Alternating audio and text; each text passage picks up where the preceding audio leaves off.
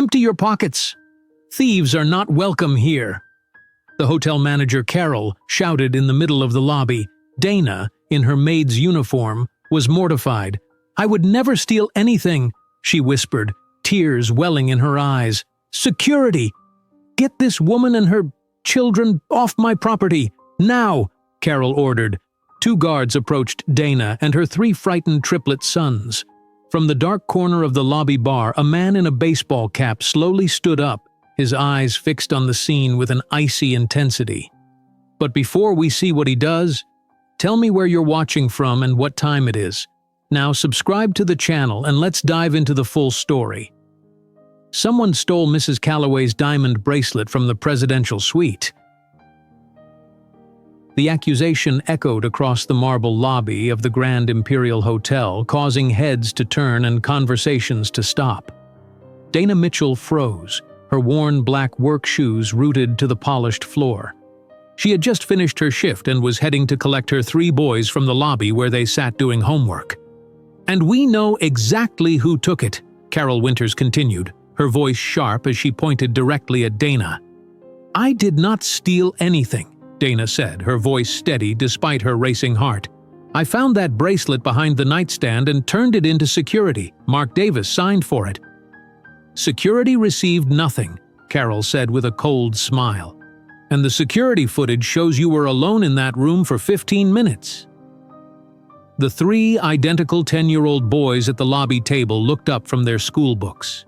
Worry crossed their faces as they watched their mother being confronted. "Mom?" Jaden called out, his pencil dropping from his hand. Dana straightened her shoulders. "Stay there, boys. Everything is fine." It was Friday afternoon at the Grand Imperial Hotel in downtown Chicago. The lobby buzzed with weekend guests arriving and a charity gala being set up in the grand ballroom. Dana had worked as a housekeeper here for 7 years, never once being late or calling in sick. Her spotless record meant nothing now as Carol Winters, the new hotel manager, stood before her with triumph in her eyes. "Empty your locker and leave," Carol said. "We've already called the police." "This is wrong," Dana said, her voice rising slightly. "Check with Mark Davis in security. I turned in that bracelet at 2:15 this afternoon." From a corner table in the lobby restaurant, a man in jeans and a simple button-down shirt watched the scene with interest. Edward Thompson sipped his coffee slowly, his eyes narrowing at the public confrontation.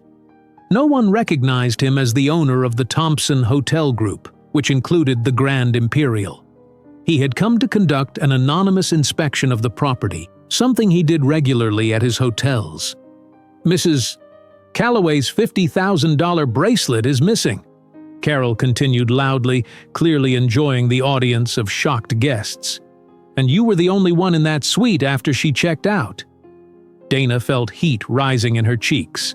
"I have 3 boys to support. I would never risk my job by stealing." "Security footage doesn't lie," Carol said with a shrug. "Perhaps you should have thought about your children before becoming a thief." In the restaurant corner, Edward Thompson put down his coffee cup. The manager's behavior was completely inappropriate. Disciplinary issues should never be handled in public. But something else caught his attention: the 3 identical boys staring at their mother with worried expressions. Something about them seemed strangely familiar. "I want to speak with the head of security," Dana insisted. "Mark Davis can confirm I turned in that bracelet." "Mark already told me he received nothing from you," Carol replied. "Now please leave before I have security escort you out. It's embarrassing enough already." Dana looked over at her sons, Jaden, Jordan, and Justin, sitting perfectly still, their homework forgotten. She had picked them up from school and brought them here when Mrs. Parker, their usual babysitter, called in sick. Now they were witnessing their mother being accused of theft. "I need to get my purse from my locker," Dana said quietly. "I'll have someone escort you," Carol replied. "We can't have you taking anything else that doesn't belong to you." Dana walked toward her sons, ignoring the stares from hotel guests. "Boys, I need to get my things. Wait here. This is just a misunderstanding." Jordan, always the most sensitive of the triplets, looked close to tears. "Are you in trouble, Mom?" "No, honey. Everything will be fine." Dana touched his shoulder gently. "I'll be right back." Justin, the analytical one, pushed his glasses up. "But if you didn't take it, they can't fire you?" "That's wrongful termination." Dana managed a small smile at her 10-year-old using such grown-up language. "You're right, and we'll sort this out." As Dana walked away with a security guard, Carol Winters approached the triplets. "Your mother can wait for you outside. You can't stay in the lobby anymore." Jaden, the most outspoken of the three, stood up. "We're not doing anything wrong. We're just waiting for our mom." "Well, your mother doesn't work here anymore," Carol said coldly. "Pack up your things." Edward Thompson watched as the woman spoke harshly to the children. He stood up and walked toward them, stopping at their table. "Are these boys bothering anyone?" he asked Carol directly. Carol turned, surprised to be questioned by a guest. "I'm sorry, sir, but this is hotel business." "I see 3 children quietly doing homework," Edward said. "They don't seem to be disturbing anyone." "Their mother has just been terminated for theft," Carol explained with fake politeness. "They need to leave with her." Edward looked at the 3 identical faces staring up at him. They had light brown skin, intelligent eyes, and the same serious expression. "I think they can stay right here until their mother returns. I'll take responsibility for them." Carol hesitated, not wanting to upset a guest. "Very well, sir, but just until she returns from emptying her locker." As Carol walked away, Edward sat down at the table with the boys. "Hi there, I'm Edward." "I'm Jaden," said the boy who had stood up to Carol. "These are my brothers, Jordan and Justin." "Triplets?" Edward asked, though it was obvious. Justin nodded. "Identical. Born 7 minutes apart. Our mom didn't steal anything," Jordan said quietly. "She always tells us that honesty is more important than money." Edward smiled at them. "I believe you. Your mom seems like a good person." "She works really hard," Jaden said. "We only come here when our babysitter is sick. We stay quiet and do our homework." "I can see that," Edward said, noticing their organized notebooks and textbooks. In the back hallway, Dana opened her locker with shaking hands. The security guard stood watching her every move. She grabbed her purse and jacket, fighting back tears of humiliation. She had found that bracelet behind the nightstand while cleaning the presidential suite. She had immediately called security, waited for Mark Davis to arrive, and watched him document the find.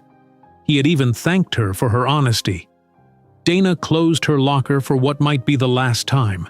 7 years of perfect work, gone over a lie. How would she pay rent next month? How would she feed her boys? When she returned to the lobby, she found a stranger sitting with her sons. The man stood as she approached. "Mrs. Mitchell, your sons have been perfect gentlemen," he said with a kind smile. "They told me about the misunderstanding." "Thank you for keeping them company," Dana said cautiously. "Boys, let's go home." As they gathered their books, the man handed Dana a business card. "If you need any help sorting this out, please call me." Dana glanced at the card and froze. Edward Thompson, Chief Executive Officer, Thompson Hotel Group. "You're," she began. "Just a guest who doesn't like seeing good people treated unfairly," he said quietly. "Call me tomorrow." As Dana led her sons toward the exit, Carol Winters watched from the front desk with narrowed eyes. The security guard who had escorted Dana to her locker approached Carol. "Ms. Winters, Mark Davis is looking for you. Something about a diamond bracelet that was turned in this afternoon." Carol's face paled. "Tell him I'm busy." Edward Thompson watched the interchange with interest. He had planned a routine visit to his Chicago property today. Instead, he'd witnessed something that required his full attention. Not just the apparent false accusation and public humiliation of an employee, but something more personal that nagged at him as he watched Dana Mitchell leave with her 3 identical sons. As the boys passed by his table, Edward noticed something that made his heart stop. The smallest boy, Justin, had pushed up his sleeve to adjust his watch, revealing a distinctive mark on his left wrist. Edward unconsciously touched the identical mark on his own wrist, a birthmark shaped like a crescent moon that had been passed down through generations of Thompson men. "Excuse me," Edward called out, his voice suddenly urgent. "Mrs. Mitchell, could I speak with you a moment more?"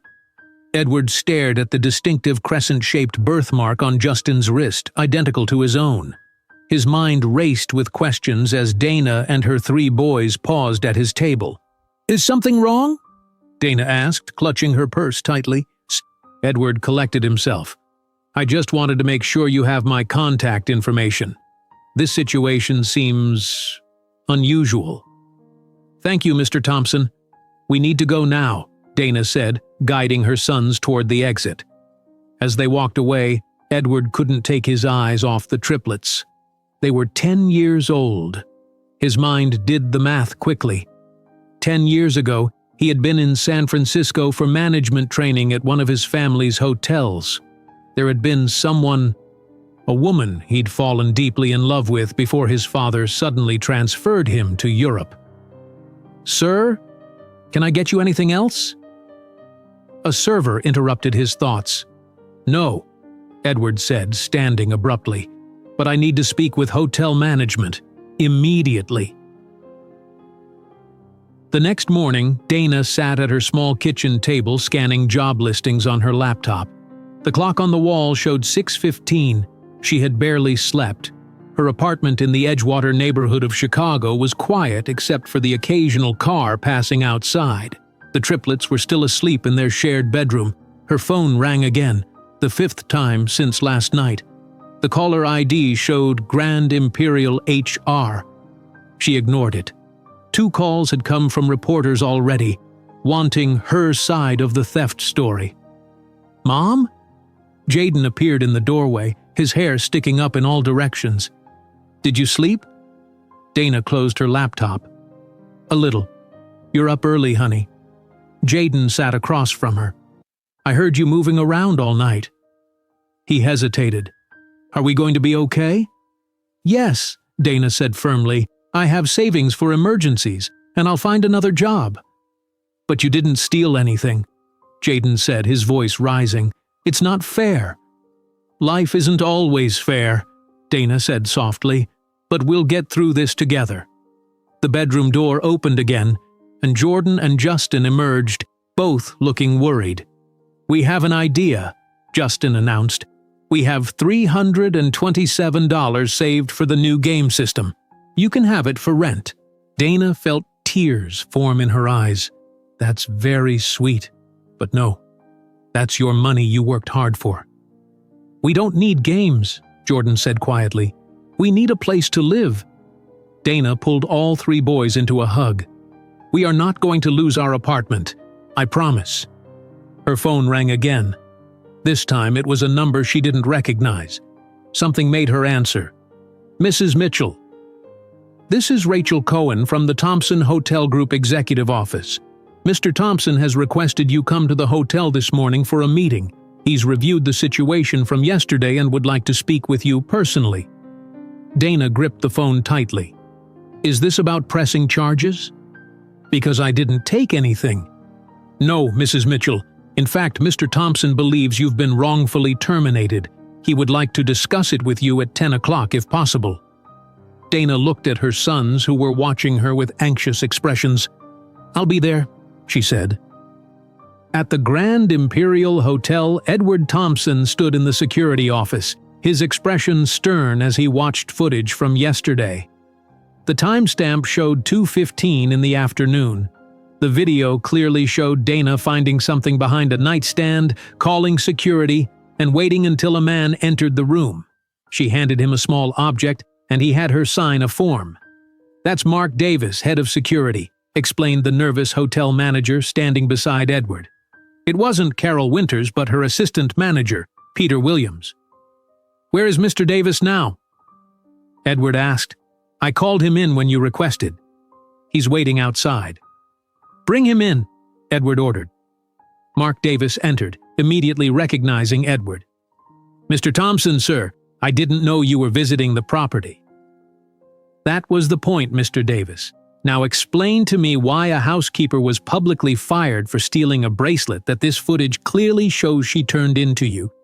Mark's face paled.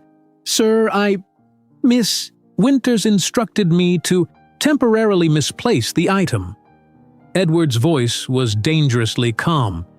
"You deliberately hid evidence to frame an innocent employee?" "Ms. Winters said it was to teach Mrs. Mitchell a lesson about touching guests' belongings before security could document them. She said the bracelet would be found on Monday and everything would be fixed." "Where is the bracelet now?" "In Miss Winters' office safe." Edward turned to Peter Williams. "Call Mrs. Mitchell and have her come in, then find Miss Winters and tell her I want to see her immediately." Dana arranged for her elderly neighbor, Mrs. Jenkins, to watch the boys. "Don't worry about a thing," Mrs. Jenkins assured her. "We'll bake cookies and watch those science shows the boys like." "Thank you," Dana said gratefully. "I shouldn't be long." Jaden caught her hand before she left. "Mom, is this a trick? Are they going to call the police when you get there?" Dana knelt to face him. "No, the owner of the hotel chain wants to talk to me. I think they found out I was telling the truth." "The man from yesterday?" Jordan asked. "He seemed nice." "Yes," Dana said. "And his company owns hundreds of hotels, so he's very important." Justin adjusted his glasses. "Statistically speaking, a man in his position wouldn't risk his reputation to trick someone like us." Dana smiled at her always logical son. "That's a good point. I'll be back soon." At the Grand Imperial, Dana walked through the lobby with her head held high despite the stares from staff who had witnessed yesterday's events. A young woman in a business suit approached her. "Mrs. Mitchell? I'm Rachel Cohen from Mr. Thompson's office. Thank you for coming. Please follow me." Instead of going to the HR office as expected, Rachel led Dana to the executive conference room on the top floor. When she opened the door, only one person was inside. Edward Thompson, dressed in a tailored suit that was a stark contrast to his casual clothes from yesterday. "Mrs. Mitchell, thank you for coming," he said, standing as she entered. "Please, have a seat." Dana sat cautiously. "Your assistant said you wanted to discuss my termination." "Yes," Edward said, sitting across from her. "First, I want to apologize for how you were treated yesterday. It was completely unacceptable." "You saw the security footage," Dana stated. "I did. It clearly shows you finding Mrs. Calloway's bracelet and properly reporting it to security. Mark Davis has admitted that Carol Winters instructed him to hide the bracelet as some sort of lesson." Dana's hands clenched in her lap. "She wanted to humiliate me. She's been trying to find reasons to fire me since she became manager 3 months ago." "May I ask why?" Dana hesitated. "She doesn't think I fit the image of the hotel. She's made comments about my appearance, suggested I straighten my hair, made remarks about single mothers." Edward's expression darkened. "That's discrimination. It's reality for people like me in luxury hotels," Dana said simply. Edward studied her for a moment.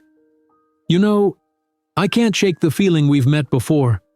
Did you ever work at any other Thompson properties?" Dana looked at him more closely. "I worked at the Thompson Bay Hotel in San Francisco about 10 years ago, during my management training program." Edward's breath caught. "You were in the management program?" "I remember now." "Dana?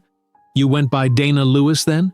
"That was my maiden name," she confirmed, her expression changing as recognition dawned. You were the owner's son who was training alongside us." "Edward." "Yes," he said quietly. "I remember you. We were friends." "We were more than friends for those 3 months," Dana said carefully, "until you suddenly disappeared to Europe." Edward leaned forward. "Dana, my father told me you took a severance package and left voluntarily. He said you didn't want to be tied down to one location." Dana's eyes widened. "That's not what happened. Your father told me you were engaged to a woman in Europe and that it would be better for everyone if I left. He offered me money to go quietly." Edward stood up and walked to the window, processing this information. He lied to both of us." He turned back to her. "Dana, after we were separated, what happened?" "I moved back to Chicago, got a job, started over." Her answers were clipped. Edward hesitated before asking his next question. "Your sons, they're 10 years old?" Dana nodded slowly, understanding where this was heading. "And they have a birthmark. A crescent shape on their left wrists," Edward continued, rolling up his sleeve to reveal the identical mark on his own wrist. Dana took a deep breath. "Yes. All 3 of them have it." "That birthmark has appeared in Thompson men for 5 generations," Edward said, his voice barely above a whisper. "Dana, are they—" "Yes," she said simply. "They're your sons." Edward sank back into his chair, overwhelmed. 3 sons. "I have 3 sons I never knew existed." He looked up at her. "Why didn't you try to contact me?" "I did. For 2 months after I found out I was pregnant. Your father intercepted my calls, my letters. He finally threatened legal action if I didn't stop harassing the family. Then I had 3 premature babies to care for on my own. Eventually I just stopped trying." The room fell silent as Edward absorbed this information. Finally, he spoke again. "I need to meet them. Properly meet them. Not as a stranger in a hotel lobby, but as their father." Dana looked uncertain. "Edward, they don't know about you. I've always told them their father was someone I loved who didn't know about them. This will change everything." "Everything is already changed," Edward said softly. "For all of us." Before Dana could respond, there was a sharp knock at the door. Rachel Cohen poked her head in. "Mr. Thompson, I'm sorry to interrupt, but Carol Winters is here as requested." "Tell her to wait," Edward said, his eyes still on Dana. "Dana, your job is reinstated with full back pay effective immediately. But I'd like to discuss something more important first. How and when I can meet my sons. Would dinner this evening be possible?" Dana nodded slowly, still processing the magnitude of what was happening. "Yes. Dinner would be fine." "There's so much to figure out," Edward said, running a hand through his hair. "But first, I need to deal with the woman who tried to destroy the mother of my children." Dana watched as Edward straightened his tie, visibly shifting from the emotional father she'd just seen back to the powerful hotel executive preparing to confront Carol Winters. "I'll see you tonight at 7 o'clock, Edward said, writing down an address on a business card. "Here's my private number. Call me if you need anything before then." Dana took the card, still processing everything. "The boys usually have dinner at 6. I'll make sure they wait." "Thank you," Edward said softly. He hesitated, then added, 10 years is a long time. I've missed so much." "We have a lot to talk about," Dana agreed, standing to leave. As Rachel led Dana out through a private elevator, Edward prepared for his meeting with Carol Winters. He looked at the photo on his phone, a picture of Dana from 10 years ago that he'd kept hidden in his personal files all this time. Dana walked home slowly, her mind filled with memories. She remembered the younger Edward she had known in San Francisco, passionate about learning every aspect of the hotel business from the ground up, despite being the owner's son. They had kept their relationship secret because of company policy, meeting after work in quiet restaurants and walking along the bay at sunset. "Mom," Jaden called as she entered the apartment. "What happened? Did they fire you again?" Dana set her purse down on the kitchen counter. "No, actually. They gave me my job back." The triplets gathered around her, their faces brightening. "So they found the bracelet?" Jordan asked. "Yes. The security chief had it all along," Dana explained, sitting down on the couch. "Boys, I need to tell you something important." The triplets exchanged glances, sensing her serious tone. They sat across from her, 3 identical faces with the same concerned expression. "Do you remember the man who helped you in the lobby yesterday?" Dana began. Justin nodded. "Mr. Thompson, he owns the hotel." "Yes, but there's something else." Dana took a deep breath. 10 years ago, before you were born, I worked at another Thompson hotel in San Francisco. Edward Thompson and I, we knew each other very well." "Were you friends?" Jordan asked innocently. "We were more than friends," Dana said carefully. "We were in love. But then we were separated. His father sent him to Europe and I came back to Chicago. I didn't know it at the time, but I was pregnant with you three." The room fell silent as the boys processed this information. "Are you saying—" Jaden started, his voice trailing off. Dana nodded. "Yes, Edward Thompson is your father." Justin's logical mind worked fastest. "And he didn't know about us?" "No. His father kept my letters from him. He only realized yesterday when he saw you three." "What made him think we were his kids?" Jordan asked. Dana pointed to their wrists. "Your birthmarks. That crescent shape runs in the Thompson family." The boys all looked at the marks on their left wrists that they had always taken for granted. "Is he coming here?" Jaden asked, looking around their modest apartment with sudden concern. "Yes, for dinner. Tonight." Dana watched their faces carefully. "How do you feel about meeting him?" The triplets looked at each other, having one of their silent conversations that Dana could never quite follow. "Will we have to call him Dad?" Jordan asked, the worry clear in his voice. "No," Dana assured them. "You don't have to call him anything you're not comfortable with. This is new for everyone, including him." Justin adjusted his glasses. "Statistically speaking, most biological fathers want to be involved once they learn about their children." "Does he have money?" Jaden asked bluntly. "Jaden," Dana scolded, but couldn't help smiling. "Yes, he has money. He owns many hotels around the world, but that's not what matters here." "It kind of matters," Jaden mumbled. "What matters," Dana continued firmly, "is that he seems to genuinely want to meet you. To know you. The rest we'll figure out one step at a time." Back at the Grand Imperial Hotel, Edward sat across from Carol Winters in the same conference room. "Mr. Thompson," Carol began with a practiced smile, "I understand there's been a misunderstanding about the Callaway bracelet." "No misunderstanding," Edward replied coldly. "The security footage clearly shows Mrs. Mitchell turning the bracelet in to Mark Davis. You instructed him to hide it, then publicly accused her of theft." Carol's smile faltered. "I was simply being cautious. In my experience—" "Your experience led you to deliberately frame an innocent employee," Edward interrupted, "an employee who has worked here for 7 years with a perfect record." "Sir, I was protecting the hotel's reputation," Carol insisted. "We can't afford to be soft on potential theft." "Is that what you call publicly humiliating a single mother in front of her children?" Edward asked. "You've damaged the hotel's reputation far more than any perceived theft could have." Carol's eyes narrowed slightly. "I notice you seem particularly interested in Mrs. Mitchell's case. May I ask why?" "You may not," Edward said firmly. "Your concern should be your own position, which is now in jeopardy." "You're firing me over this?" Carol asked, her voice rising. "Over a housekeeper?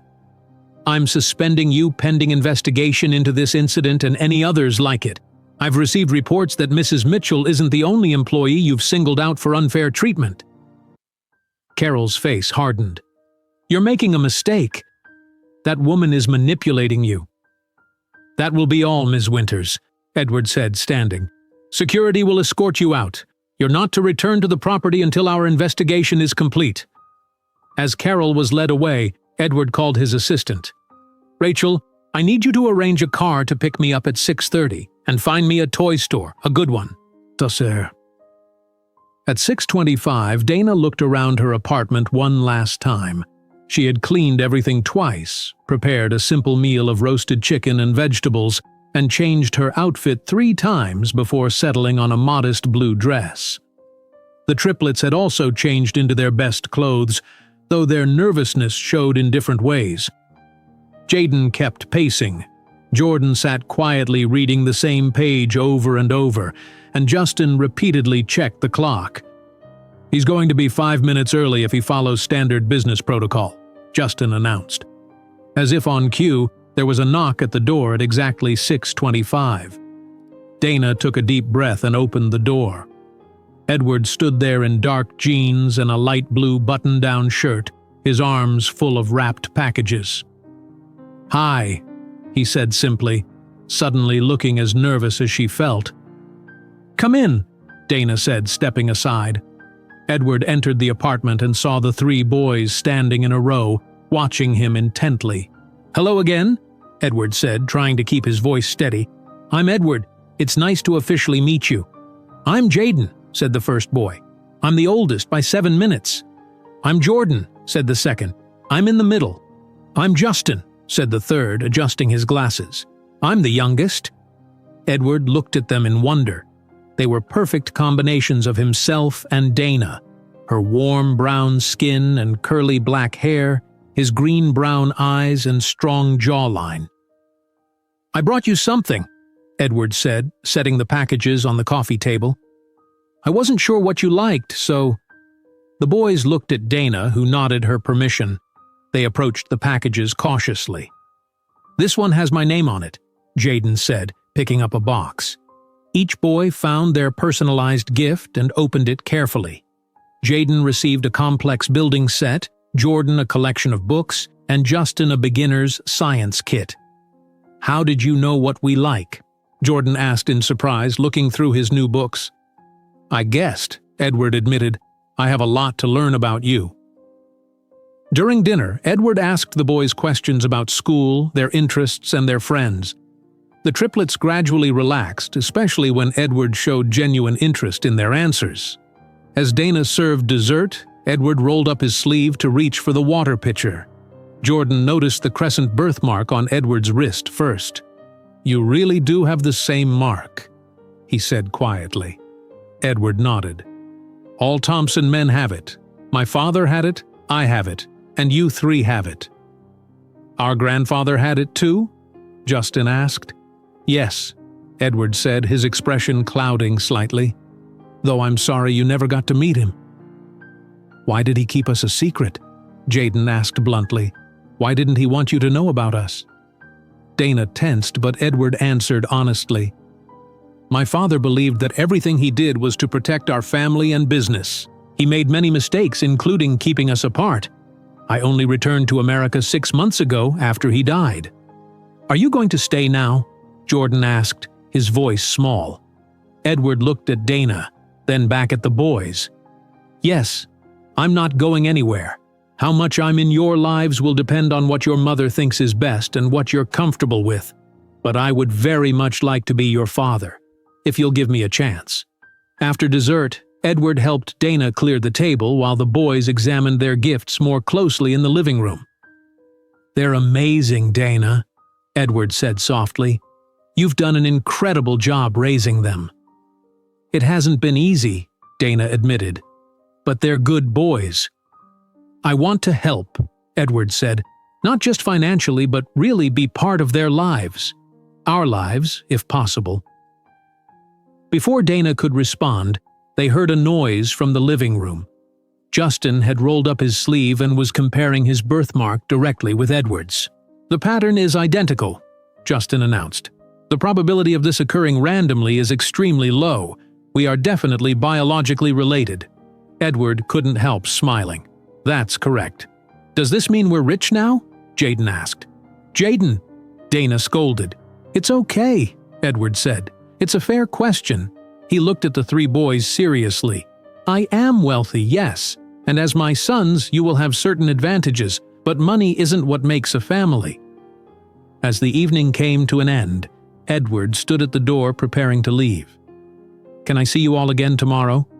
he asked. "Perhaps we could go to the park or anywhere you'd like." The boys looked at Dana, who nodded. "That would be nice." As Edward walked to his car, he didn't notice the woman watching from a parked sedan across the street. Carol Winters made note of the address, then drove away, already forming a plan. Carol drove away from Dana's apartment building with a tight smile on her face. She pulled out her phone and made a call. "It's me," she said. I need everything you can find on Dana Mitchell, especially anything from her past that might not look good." The next morning, Edward woke early in his downtown penthouse. He hadn't slept well, his mind filled with thoughts of Dana and the 3 boys who had suddenly changed everything. He called his personal attorney before 7 o'clock. "James, I need to see you this morning," Edward said. "It's urgent and confidential." "Of course, Mr. Thompson," James Wilson replied. 8 o'clock at my office? Perfect. And James? Bring a doctor who can do paternity testing." At Dana's apartment, the triplets were eating breakfast before school, all talking at once about their dinner with Edward. "He knew I like science without even asking," Justin said, still amazed by his gift.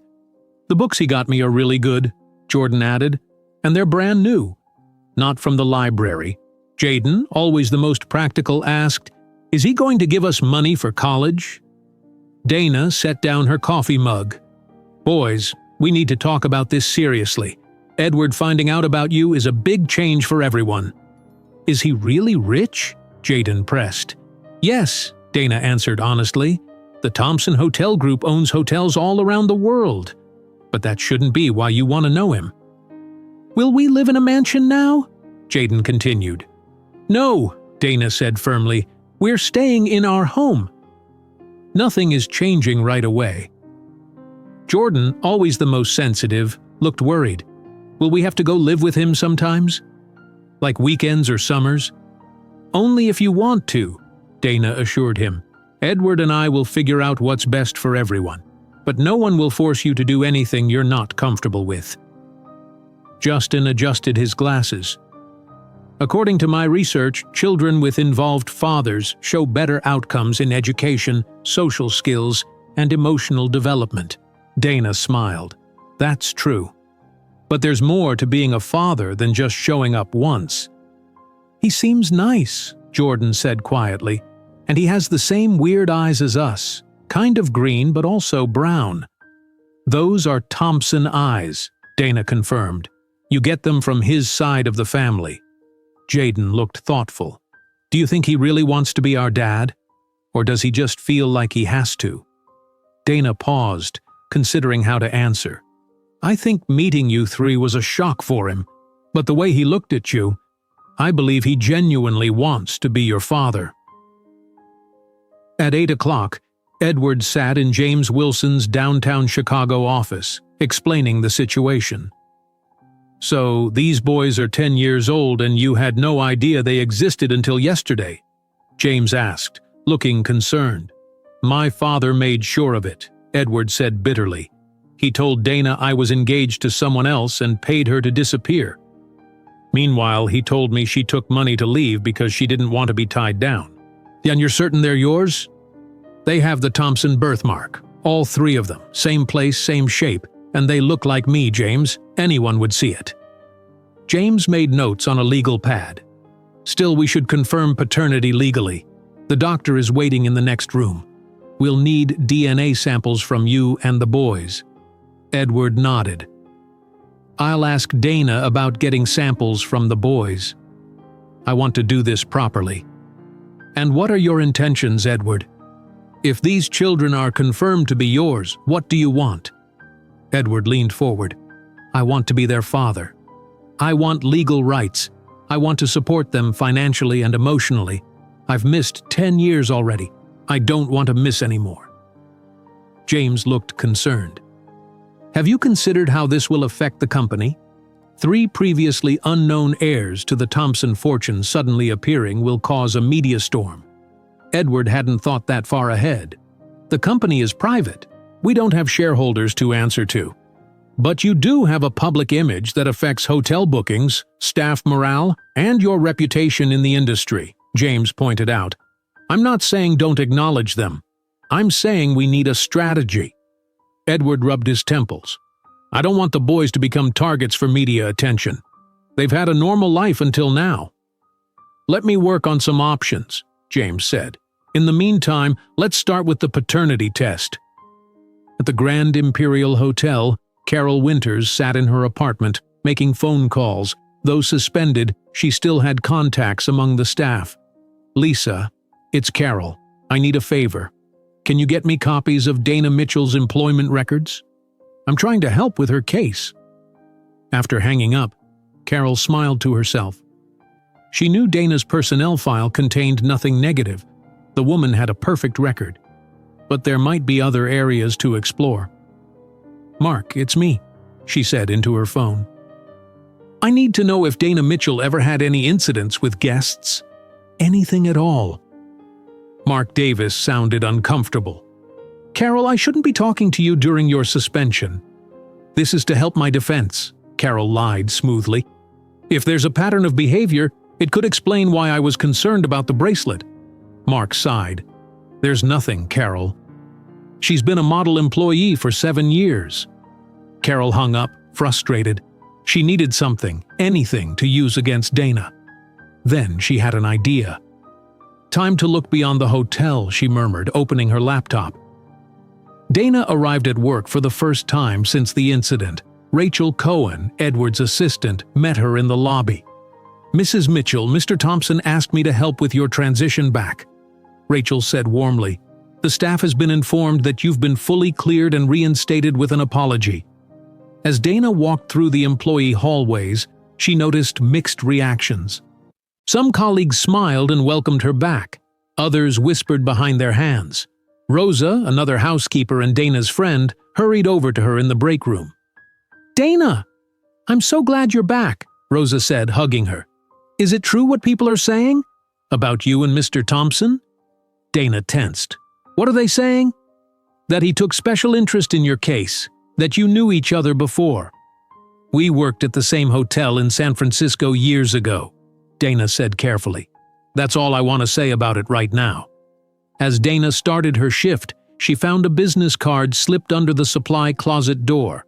It read, "Sarah Reynolds, attorney at law," with a handwritten note. "I witnessed what happened in the lobby. Call me if you want to discuss a wrongful termination and defamation case." Dana put the card in her pocket, unsure what to do with it. Edward had already reinstated her, but the public humiliation had happened. Before she could think more about it, her phone buzzed with a text from Edward. "Can we talk? Legal questions I need your help with."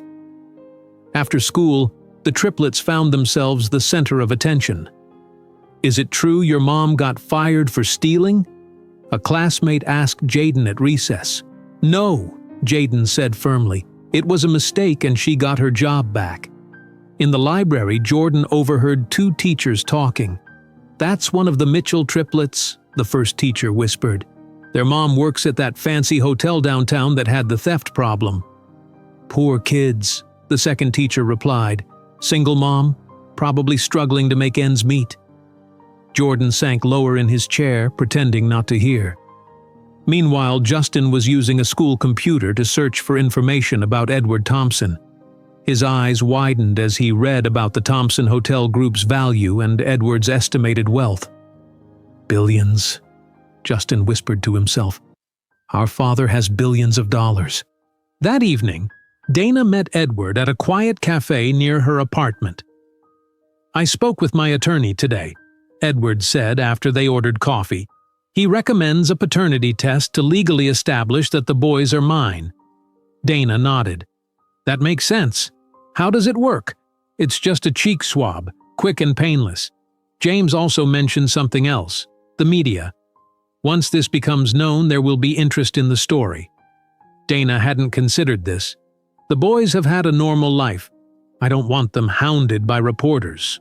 "Neither do I," Edward agreed. "But I don't want to hide them either. That would send the wrong message, that I'm ashamed of them or don't accept them." "So what do we do?" James suggests a controlled release of information. A statement from me, acknowledging that I recently discovered I have 3 sons, asking for privacy as we get to know each other. Dana considered this. What would this mean for the boys? For me, it would mean people knowing you're connected to me, to the Thompson name. Dana looked out the window. "I've worked hard to support us on my own. I don't want people thinking I'm after your money." "No one who knows you would think that," Edward said gently. "You'd be surprised what people think," Dana replied. As if on cue, her phone buzzed with a text. It was from an unknown number. "Back off from Edward Thompson. I have information about your past you won't want public." A friend. Dana's face paled as she read it. "What's wrong?" Edward asked. "Nothing," Dana said, putting her phone away. "Just work." But as they continued their conversation, Dana couldn't shake the feeling that someone was watching them through the cafe window. Dana glanced over her shoulder as they left the cafe, but saw no one suspicious on the darkened street. "Are you sure everything is okay?" Edward asked, noticing her nervousness. "Just tired," Dana replied, not wanting to worry him about the threatening text. "It's been a long few days." Edward nodded. "I understand. Take tomorrow off if you need to. I've instructed HR to give you paid leave while we sort everything out." "Thank you, but I'd rather work. Routine helps keep things normal for the boys." As Edward walked her to her car, he asked, "Speaking of the boys, would it be okay if I spend some time with them this weekend? Maybe take them to the museum or park?" Dana smiled. "I think they'd like that." 3 weeks passed quickly. Dana adjusted to being back at work, though things had changed. Some staff treated her with new respect or fear, knowing she had the owner's attention. Others, loyal to Carol, made their disapproval clear through cold shoulders and whispered comments. Edward had become a regular presence in their lives, visiting several times each week and calling the boys daily. The paternity test results had come back positive, confirming what they already knew. Edward was definitely the father of all 3 boys. On a Wednesday afternoon, Dana's phone rang as she finished her shift. It was Jordan's English teacher. "Mrs. Mitchell, I wanted to let you know Jordan is still at school. He's quite upset about his literature project. He says it's due tomorrow and he's struggling." Dana checked her watch. "I'll be there in 20 minutes. Thank you for calling." Before she could leave, Edward texted her, "Having dinner with the boys tonight. What time should I come by?" Dana quickly explained the situation with Jordan. Edward's response was immediate. "I can help.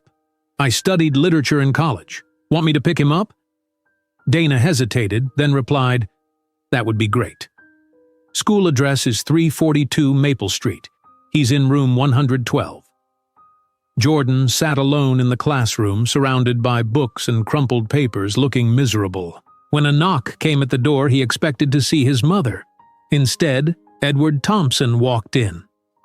"Your mom told me you're having trouble with a project," Edward said, sitting beside him. "I thought maybe I could help." Jordan looked surprised. "You came just for this?" "Of course," Edward said. "What are you working on?" "We have to analyze poetry and write about the author's intentions," Jordan explained. "But I don't understand what this poet is trying to say." Edward looked at the poem, Robert Frost's The Road Not Taken. "You know, when I was your age, I struggled with poetry too," Edward admitted. "Let's break it down together." For the next hour, Edward helped Jordan understand the poem, asking questions instead of giving answers, letting Jordan discover the meaning himself. "So it's about making choices that change your life," Jordan said finally. "Like big decisions that matter." Edward nodded. "Exactly. And sometimes we don't know how important those decisions are until much later. Like when Mom decided to raise us alone instead of giving up," Jordan said thoughtfully. Edward swallowed hard. "Yes.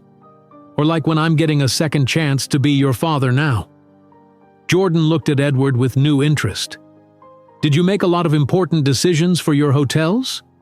"Many," Edward confirmed, "but none as important as the ones about family." As they gathered Jordan's materials to leave, the boy said quietly, "Thanks for helping me. Mom tries, but she's always so tired after work." Edward felt a pang of guilt. "Your mom is amazing. She's done the job of 2 parents for 10 years. "Yeah," Jordan agreed. "She's pretty cool." Dana was preparing dinner when Edward's car pulled up. Through the window, she saw Jordan talking animatedly, a smile on his face she hadn't seen in weeks. "Mom?" Jordan called as he entered. "Edward helped me understand the poem. We finished my whole project." "That's wonderful, honey," Dana said, giving Edward a grateful look over Jordan's head. Later, after the boys went to bed, Dana and Edward sat in the living room. "Jordan really opened up today," Edward said. "He's been the most reserved with me." "He's protective," Dana explained. "He worries about me the most." Edward nodded. "Dana, there's something I wanted to discuss with you. A professional matter." "What is it?" "I've been thinking about your situation at the hotel. Even with Carol suspended, you're facing challenges from staff loyal to her." Dana sighed. "It's not easy, but I can handle it."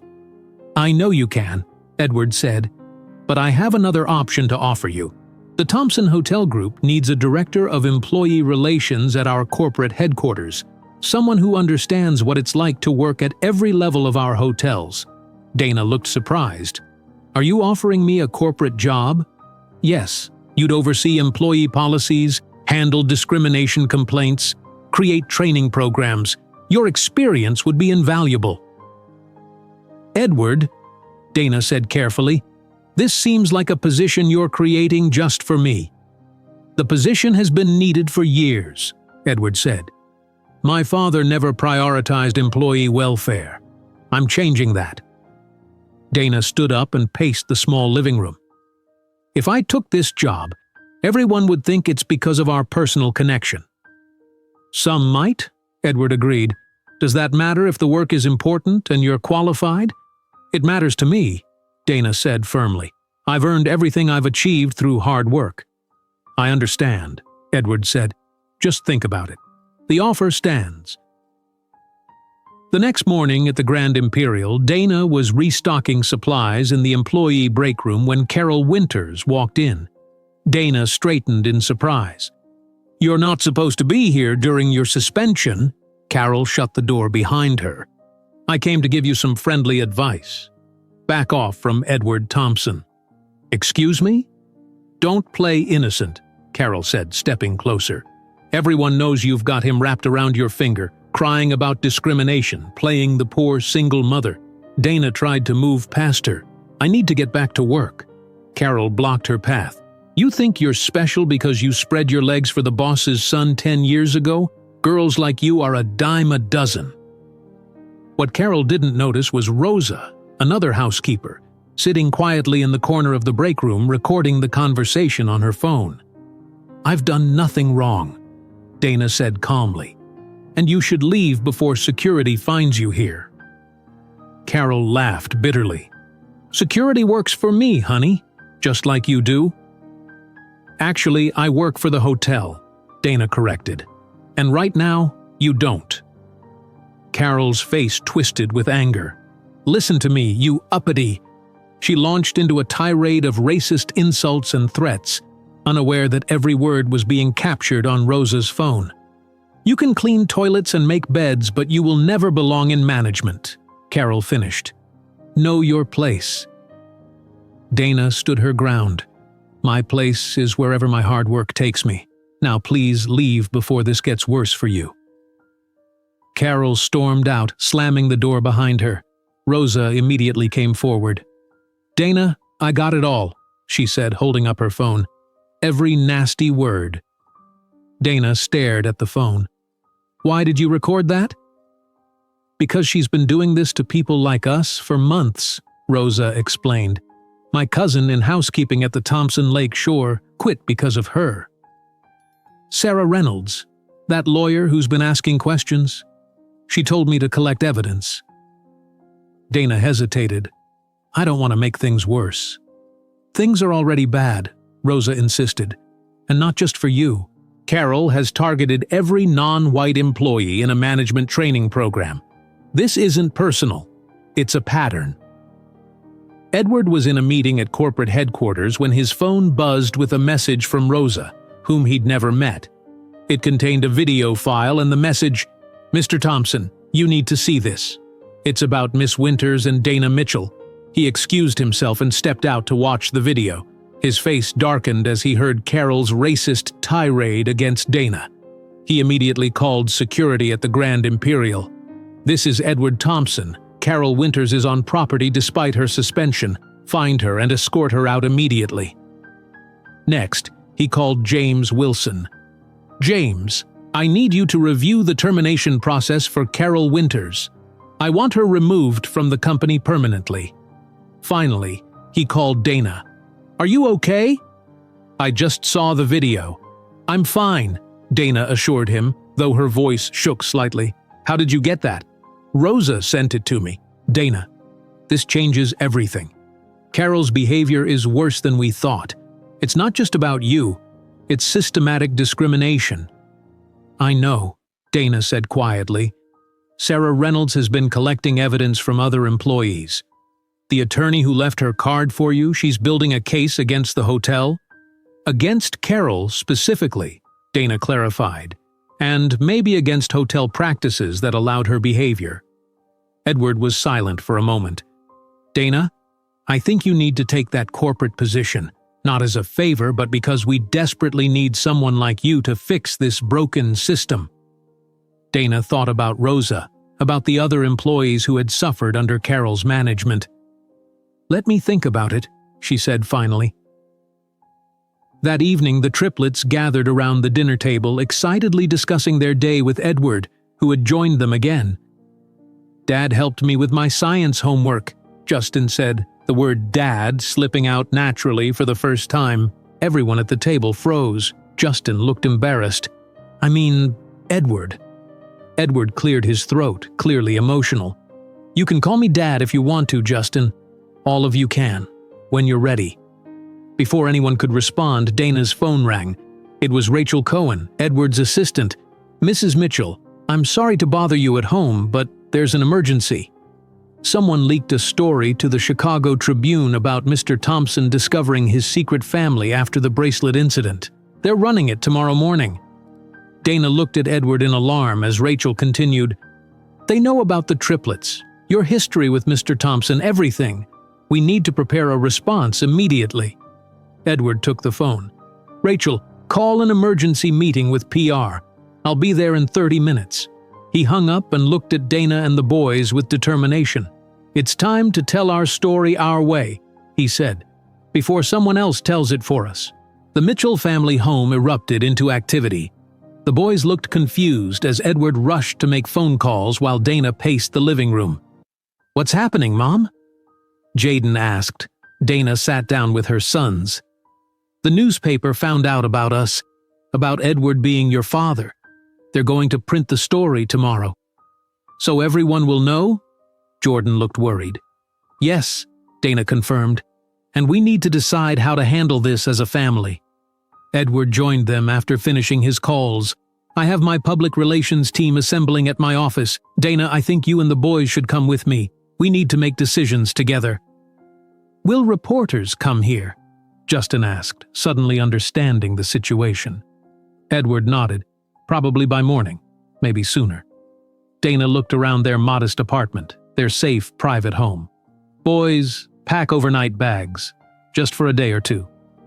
Within 30 minutes, they were in Edward's car heading downtown. Edward kept checking his rearview mirror. "I think we were lucky," he said. "No reporters yet." "How bad will this be?" Dana asked quietly. "It depends how we handle it," Edward replied. "The story itself is interesting to people. Billionaire hotel owner discovers he has 3 sons he never knew about. The challenge is keeping control of the narrative." At Edward's downtown office building, they entered through a private garage and took a secure elevator directly to the top floor. The boys stared wide-eyed at the luxurious executive suite. "This place is bigger than our whole apartment," Jaden whispered. 5 people were waiting in the conference room. Edward made quick introductions. "This is Rachel Cohen, my assistant. Greg Palmer, head of public relations. Melissa Tran, our media specialist. James Wilson, my attorney, and Dr. Sarah Chen, a family therapist who works with our hotel employees." Dana looked surprised at the last introduction. "I thought the boys might need someone to talk to," Edward explained quietly. While the adults began their meeting, Dr. Chen took the triplets to Edward's private office. "How are you feeling about all this?" she asked them. "Weird," Jordan said immediately. "Yesterday nobody knew who our dad was. Tomorrow, everyone will." "It's statistically improbable that our situation would generate public interest," Justin commented, "though I understand the wealth factor creates an anomaly." Jaden was more direct. "Will people treat us differently now? Like at school and stuff?" Dr. Chen nodded. "They might. People are often curious about things that aren't their business." "Will we be rich now?" Jaden asked. "Like, can we buy stuff?" "That's something your parents will decide," Dr. Chen replied. "But money can't fix everything." "It fixes not having money," Jaden pointed out. In the conference room, Greg Palmer was explaining the situation. The Tribune headline will run tomorrow morning. "Hotel magnate discovers secret family after employee wrongfully terminated." They have most of the details already, the triplets, the timing, even something about Richard Thompson keeping you apart. "How?" Edward demanded. "Who leaked this?" "We don't know," Melissa said. "But the reporter, David Kleinman, is solid. He's not a tabloid journalist. He's giving us until 9 o'clock tonight to provide comment." James Wilson looked concerned. "The timing suggests someone who knew about the paternity test. That was only completed last week." Edward shook his head. "Let's focus on our response. What are our options?" "We can confirm, deny, or no comment," Greg explained. "Given the facts are accurate, denial would backfire. No comment makes it seem like you're ashamed. I recommend confirmation with our own narrative." Dana spoke up. "What about the boys? How do we protect them?" Melissa looked sympathetic. "Once this story breaks, reporters will try to photograph them, talk to them, maybe approach them at school. You'll need security temporarily." "Security?" Dana repeated. "At school?" "Just until the initial interest dies down," Edward assured her. "We also need to move you somewhere secure for a few days. I have a residence in the Thompson Tower with private access." "I'm not leaving my home," Dana protested. "Just temporarily," Edward urged. "Reporters will camp outside your apartment building. The boys won't be able to come and go." Dana reluctantly agreed. "A few days, that's all." "Now, about our statement," Greg continued. "I've prepared a draft."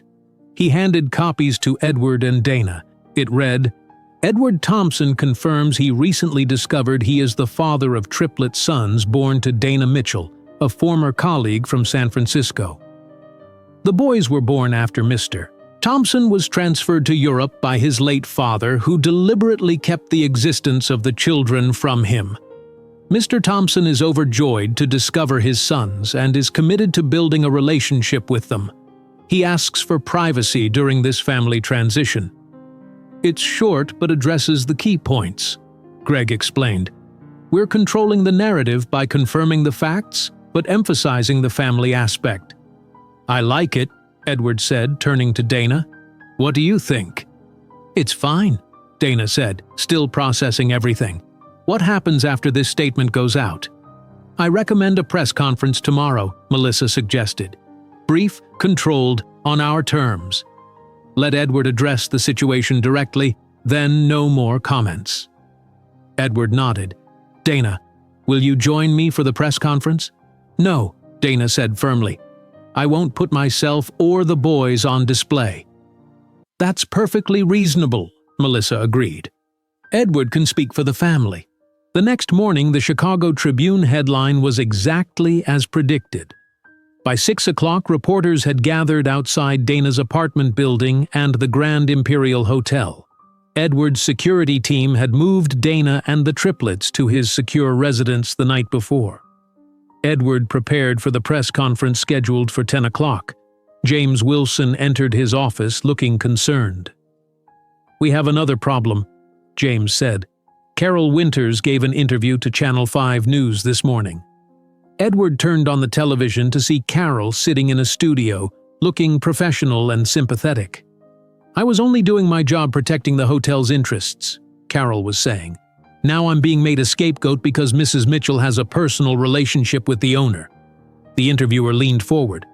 Are you suggesting the theft accusation was valid? I'm saying that protocols were followed, Carol replied carefully. The investigation was ongoing when Mr. Thompson personally intervened. Now I'm suspended while Mrs. Mitchell is reportedly being offered a corporate position. Edward turned off the TV. She's trying to spin this to save herself. And it might work with some people, James warned. She's positioning herself as the victim of favoritism. She won't succeed, Edward said firmly. At 10 o'clock, Edward stood at a podium in the Thompson Hotel Group headquarters lobby. Cameras flashed as he read a prepared statement confirming his newfound fatherhood and requesting privacy. He then addressed Carol directly. Regarding Ms. Winters, her suspension and pending termination have nothing to do with my personal connection to Dana Mitchell. Her actions were recorded showing clear discriminatory intent against multiple employees. The Thompson Hotel Group has zero tolerance for such behavior. Reporters shouted questions, but Edward only answered one. Yes, I am proud of my sons. They are intelligent, kind young men thanks to their mother's dedicated parenting. That's all for today. Back at Edward's residence, Dana and the boys watched the press conference on television. He looks different on TV, Jordan observed, more serious. That's his business face, Jaden said. Dana's phone rang continuously with calls from friends, co-workers, and unknown numbers. One call she did take was from her son's school principal. Mrs. Mitchell, I'm calling about the media situation. We've had reporters attempting to access school grounds. I'm so sorry, Dana said. We didn't want this attention. No apology needed. We're implementing our privacy protocol, but perhaps the boys should stay home for a few days until this dies down. After hanging up, Dana found Justin at the window watching the city below. School says we should stay home, she told him. I calculated this would happen, Justin said. Public interest in unusual family situations typically peaks at 3 to 5 days before declining. Dana smiled at her always analytical son. You've been researching this? Of course. It's statistically relevant to our current circumstances. Later that day, Dana found Edward standing alone on his penthouse balcony. The boys are settling in, she said, joining him. Thank you for arranging this. Edward looked tired. I'm sorry about all this, Dana. I never wanted to disrupt your lives. You didn't cause this, Dana reminded him. Whoever leaked the story did. Edward turned to her. Dana, I've been thinking about your concerns regarding the corporate position. What if you came in as a consultant first? Help identify problems in the system without immediately taking a title that might seem like favoritism. Dana considered this. That could work. I could share what I've seen from the housekeeping perspective. Exactly. Your insights would be valuable regardless of our personal connection. Their conversation was interrupted when Jordan came looking for Edward. Dad? He called hesitantly, the word still new on his lips. Can you help me with my homework again? Edward's face brightened immediately. Of course. As Edward left with Jordan, Dana received another text from an unknown number. Your sealed foster care records make interesting reading. Lot of trouble for a young girl. Dana's hands shook as she deleted the message. Someone was digging into her past, a past she had never fully shared with anyone, not even Edward.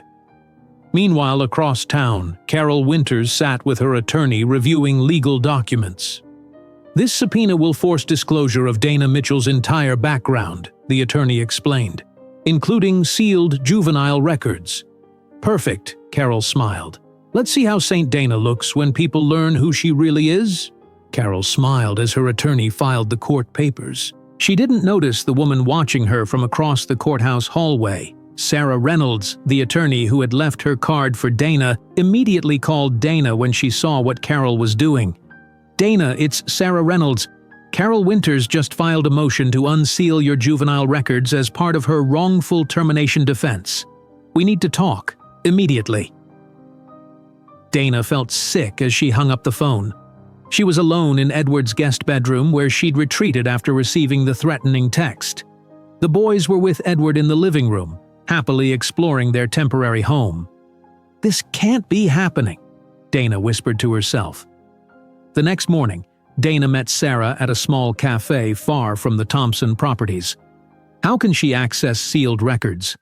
Dana asked, her hands wrapped tightly around her coffee mug. "She's claiming your past behavior is relevant to her defense," Sarah explained. "That she had legitimate reasons to question your character during the bracelet incident. But those records were sealed. I was a minor. I've already filed a counter motion to protect your privacy," Sarah assured her, "but I need to know what's in those records to prepare properly." Dana looked down at her coffee. "Things I've worked very hard to move past. Dana, whatever happened, it won't change who you are now. But Carol is trying to weaponize your past. We need to be prepared." Dana took a deep breath. "When I was 14, I was caught shoplifting. Multiple times. I was in foster care, bouncing between homes. I stole food sometimes, clothes other times." Sarah made notes. "Any violence?" "No, but I ran away 3 times. The last time I lived on the streets of Cleveland for 2 weeks before police found me." "Anything else?" Dana hesitated. "When I was 16, I was arrested with an older boyfriend who had drugs in his car. The charges against me were dropped when they realized I didn't know about the drugs, but it's in my record." Sarah nodded. "This is all juvenile behavior in difficult circumstances. I can work with this." "If it becomes public, it will hurt my boys," Dana said, her voice breaking. "And everyone will think Carol was right to suspect me." "We won't let that happen," Sarah promised. That evening, Edward noticed Dana was unusually quiet during dinner with the boys. After the triplets went to bed in their temporary bedroom, Edward found Dana on the balcony, staring at the city lights. "What's wrong?" he asked gently. "And don't say nothing. I can see something's bothering you." Dana turned to him. "Carol is trying to access my sealed juvenile records." Edward looked confused. "What sealed records?" Dana realized she had never told him about her past. "I should have told you earlier. My childhood wasn't great. I know you were in foster care after your parents died." "It was more complicated than that," Dana said, finally deciding to tell him everything. "I was placed in 8 different homes between ages 8 and 18. Some were okay, others were not.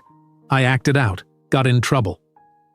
Edward listened as Dana explained her shoplifting charges, running away, and the drug incident. "My last foster mother, Mrs. Lewis, was the only one who really cared. She helped me get my GED and apply for community college. She's the reason I made it out." Edward took her hand. "Dana, nothing you've told me changes how I see you. In fact, it makes your success even more impressive." "Carol wants to use this to prove I'm a thief," Dana said bitterly, "to show I have a pattern of criminal behavior." "We won't let her," Edward said firmly. "James and Sarah will fight this together. Your juvenile records should remain sealed." Dana wiped away a tear. "If this becomes public, it will hurt the boys. Kids at school will talk. If it happens, we'll face it together," Edward promised. "The boys know who you really are, the mother who has sacrificed everything for them." The next morning, Edward arrived at his office to find Rachel waiting with a package. "This was delivered by courier," Rachel explained, "from Marion Foster." "My father's assistant?" Edward was surprised. Marion had retired shortly after his father's death. The package was a sealed box with a handwritten note, to be delivered to Edward when he finds Dana. Inside the conference room, Edward opened the box carefully. It contained several sealed envelopes and a leather journal. The first envelope held a letter dated just 3 months before Richard Thompson's death. "Edward," it began, "if you're reading this, you've found Dana Mitchell and the sons you never knew you had. I kept you apart. A decision I made believing it was best for the company and family. I was wrong. The enclosed documents will explain everything. I ask not for forgiveness, but for understanding. Your father, Richard." Edward's hand shook as he opened the journal. Inside were detailed notes spanning 10 years, surveillance reports on Dana and the triplets. His father had known about the boys from the beginning. There were school photos, report cards, even medical records. He knew, Edward whispered in shock. He watched them grow up and never told me. The final envelope contained 3 trust fund documents established when the boys were 1 year old. Richard had secretly provided for his grandsons financially while keeping them from his son. Edward called Dana immediately. "I need to see you," he said, his voice unsteady. "My father's assistant delivered a package. It's about you and the boys." Meanwhile, the triplets were exploring Edward's penthouse with growing comfort. Justin examined the high-tech security system. Jordan discovered the extensive library. Jaden was fascinated by the view from the 68th floor. "Do you think we'll live here someday?" Jaden asked his brothers. "Statistically unlikely," Justin replied. "Mom values our independence." "I like our apartment," Jordan said. "It feels like home." "But this place has everything," Jaden argued. "And Dad seems nice. He really helps with homework." "He does," Jordan admitted, using Dad cautiously. Justin adjusted his glasses. "I estimate a 73% chance that our living situation will change within 6 months, based on current relationship development patterns." Across town, the Grand Imperial Hotel was quiet at midnight when a figure slipped through the employee entrance. Carol Winters used her still-active keycard to access the back corridors, wearing a housekeeping uniform as disguise. She made her way to the executive floor where Dana's new temporary office had been established. The door was locked, but Carol had a master key from her time as manager. Inside, she quickly searched through files and logged into the computer using a password she'd observed Dana entering once. "Let's see what you're hiding," Carol muttered, downloading files to a USB drive. She didn't notice the red light blinking on the security camera in the corner. When Dana arrived at Edward's office, he showed her everything from the box. "He knew about the boys all along," Edward said, still stunned. "He established trust funds for them." Dana stared at the school photos. "He was at their kindergarten graduation. Look at this picture, he's in the background." "He wrote that he visited their school events several times a year," Edward confirmed, "always keeping his distance." "Why would he do this?" Dana asked. "Why separate us but still watch over them?" "My father always believed he knew what was best for everyone," Edward said bitterly.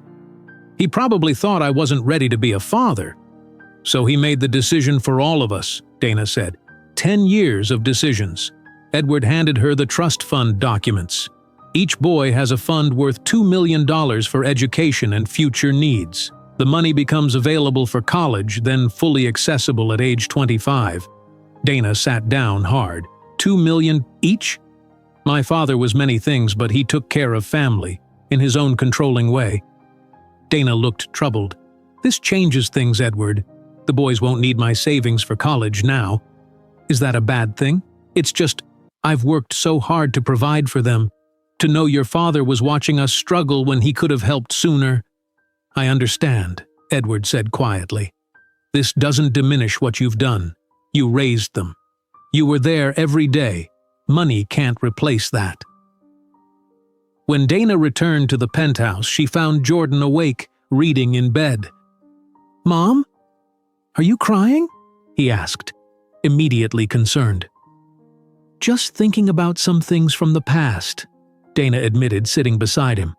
Jordan put his book down. "Is it because of the newspapers talking about us?" "Partly. Jaden says we're famous now, but Justin says we're just temporarily interesting because of statistics." Dana smiled despite her tears. "Justin is probably right." "Mom?" Jordan asked hesitantly. "Does Edward, does he really want us? Or is he just being nice because he has to?" Dana hugged him close. "He really wants you. He missed 10 years of your lives and he's trying to make up for lost time." Jordan was quiet for a moment. "Christmas is coming soon. Will we spend it with him?" The question surprised Dana. "Would you want to?" Jordan nodded. "Maybe. He told me the Thompson family has traditions for the holidays.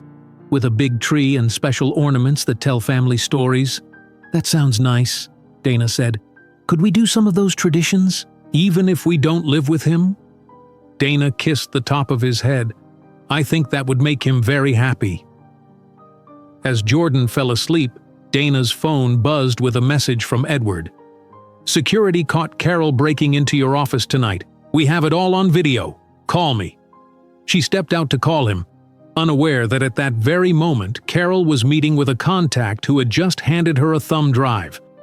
I got what you needed, the man said. Recorded phone conversation between Richard Thompson and his lawyer from 9 years ago. He admits everything about separating you and Dana. Carol smiled triumphantly. Finally, some leverage. Carol listened to the recording again in her car, smiling to herself. On the recording, Richard Thompson's voice was clear. I took care of the Mitchell situation. The girl accepted money to disappear. Edward will never know about the children. The court hearing was scheduled for 9 o'clock the next morning at the Chicago County Courthouse. Carol had already called her attorney with her new plan. This recording changes everything, she explained. Now we have leverage. Be careful, her attorney warned. Blackmail is a serious crime. It's not blackmail, Carol insisted. It's negotiation.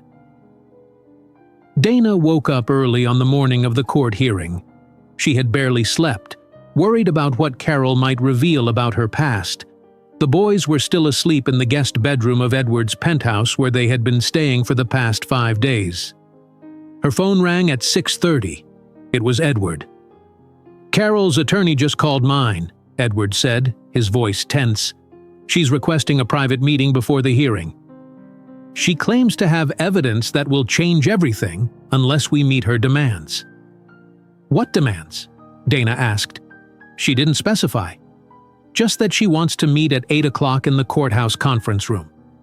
It has to be about my juvenile records, Dana said worriedly. We don't know that, Edward tried to reassure her.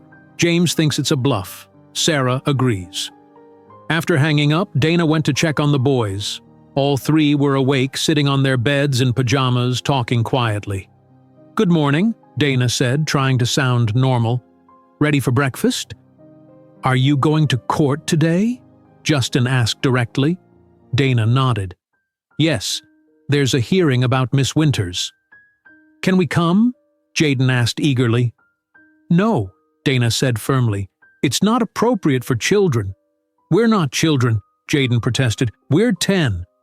That's the definition of children, Justin pointed out. Jordan, always the most perceptive, studied his mother's face. You're worried. Is something bad going to happen?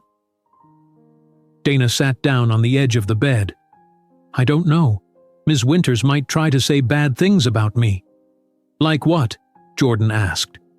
Dana hesitated, then decided they deserved some truth. About mistakes I made when I was younger.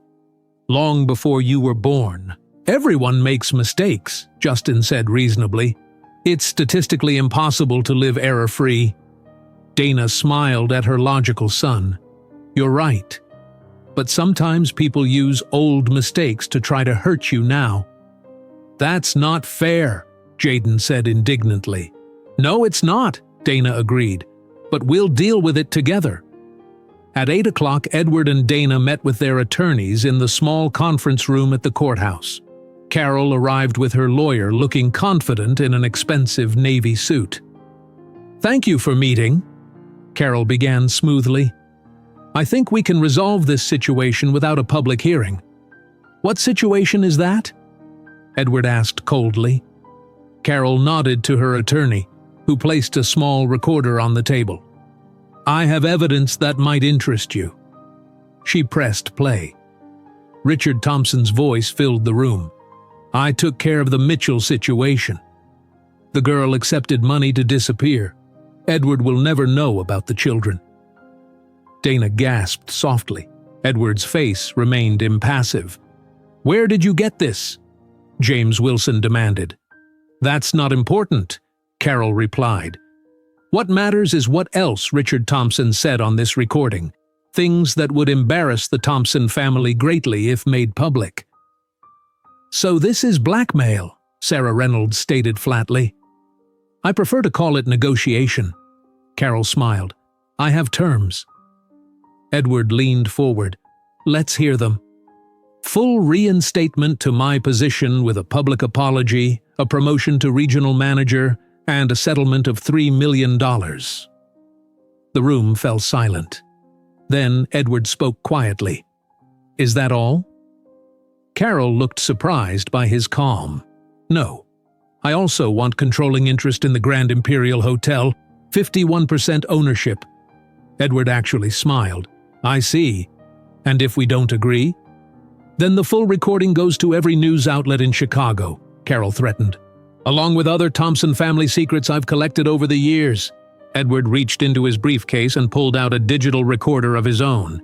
"Before you continue threatening us, you should listen to this." He pressed play. Richard Thompson's voice again filled the room, but this time it continued beyond what Carol had played. "I took care of the Mitchell situation.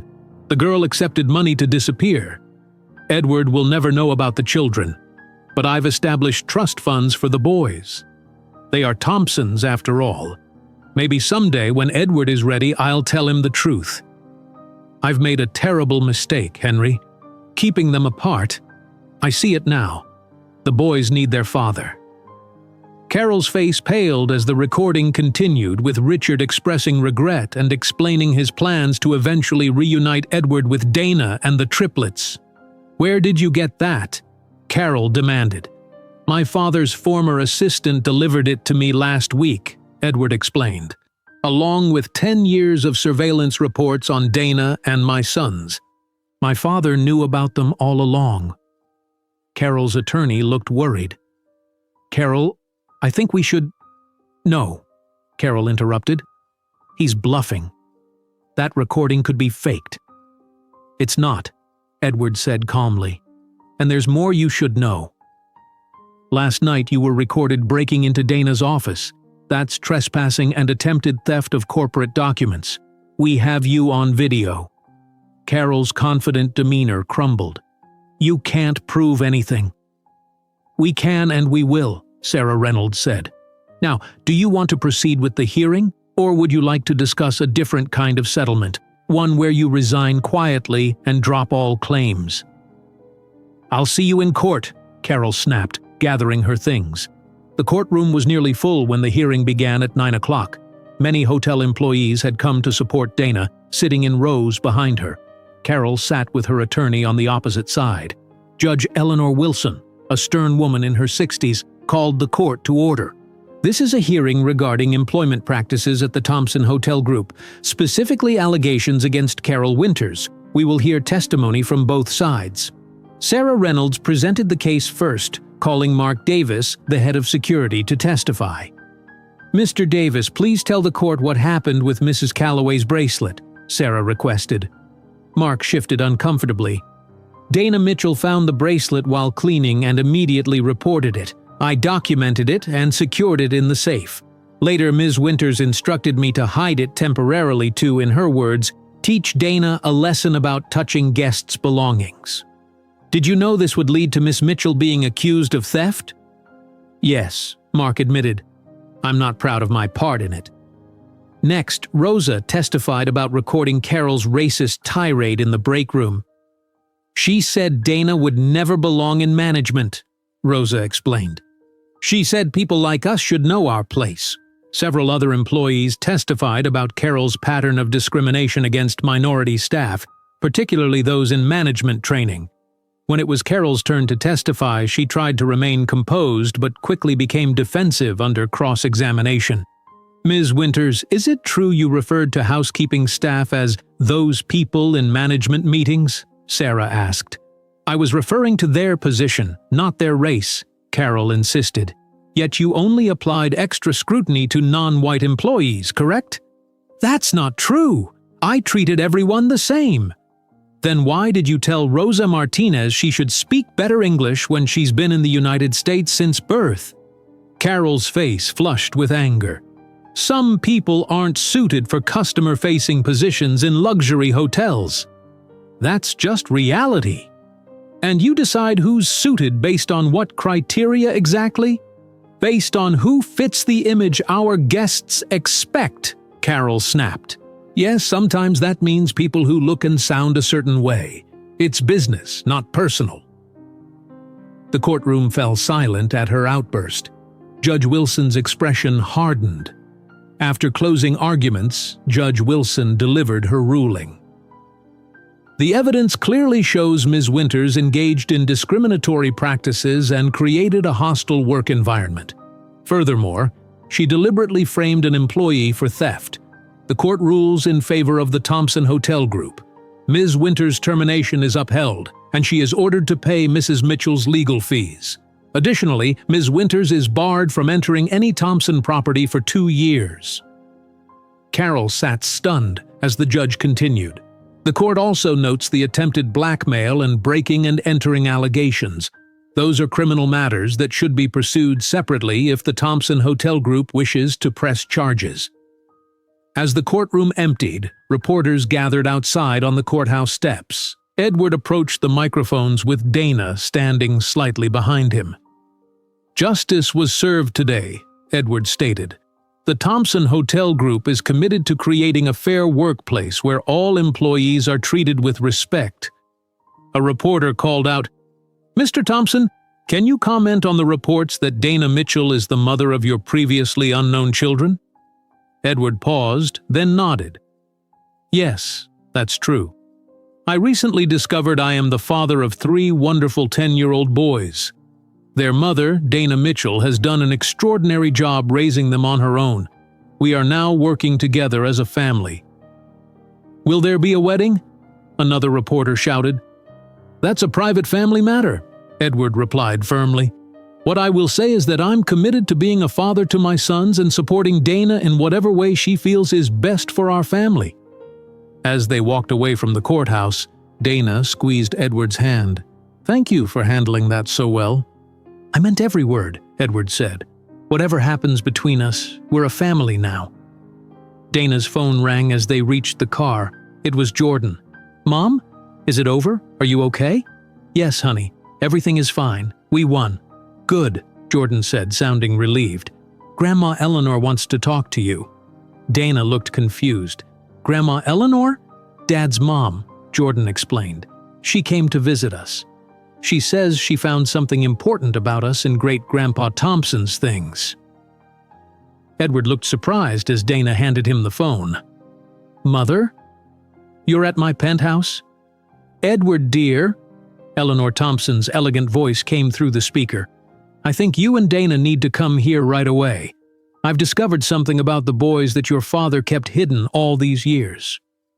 Edward and Dana rushed back to the penthouse, curious and concerned about Eleanor Thompson's unexpected visit. When they entered, they found the triplets gathered around an elegant older woman in the living room. "Mother," Edward said, stepping forward to kiss her cheek, "this is a surprise."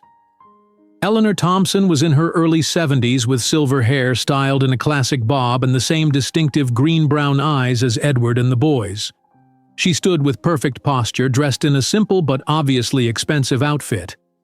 "I apologize for arriving unannounced," Eleanor said, "but after seeing the news about my grandsons, I couldn't wait any longer. And then I found something in Richard's papers that you need to see immediately." Dana stood awkwardly, unsure of her place in this family reunion. The boys watched with interest. "Dana," Edward said, "this is my mother, Eleanor Thompson." "Mother, this is Dana Mitchell." Eleanor stepped forward and took Dana's hands in hers. "The woman who has raised my grandsons so beautifully, thank you for that gift." Dana relaxed slightly. "It's nice to meet you, Mrs. Thompson. Please call me Eleanor." She turned to Edward. "We should go to the estate. What I found is there, and it's too much to bring here." "The estate?" Dana asked. "The family home in Lake Forest," Edward explained, "about an hour north of the city." "Can we come?" Jaden asked eagerly. "Of course," Eleanor smiled. "That's why I'm here. It concerns all of you." The drive to Lake Forest took them through increasingly affluent neighborhoods until they turned onto a private road lined with old oak trees. At the end stood a large stone mansion overlooking Lake Michigan. "This is your house?"